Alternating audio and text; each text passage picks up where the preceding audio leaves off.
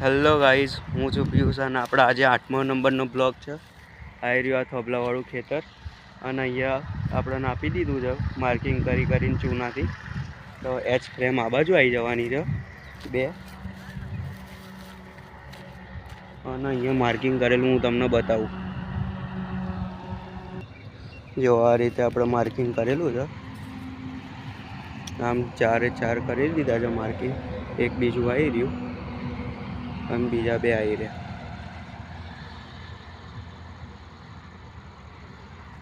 તો હવે જોઈએ છે, કાલે ચાલુ થઈ જવાનું છે થાંભલાનું કામ. 66 kVનો થાંભલો આવવાનો છે તો એનું, અને પછી આ બાજુ એચ ફ્રેમો લાગી જવાની છે 2. આ વાયર નડે એટલા માટે અહીંયા એચ ફ્રેમોથી લઈ જવાના છે વાયરોને. તો હવે તમને બીજા બ્લોગમાં બતાવું, આગળ કન્ટિન્યુ કરું કે શું થાય છે, શું કેવી રીતના કરે છે એ લોકો. તો મળીએ બીજા બ્લોગમાં.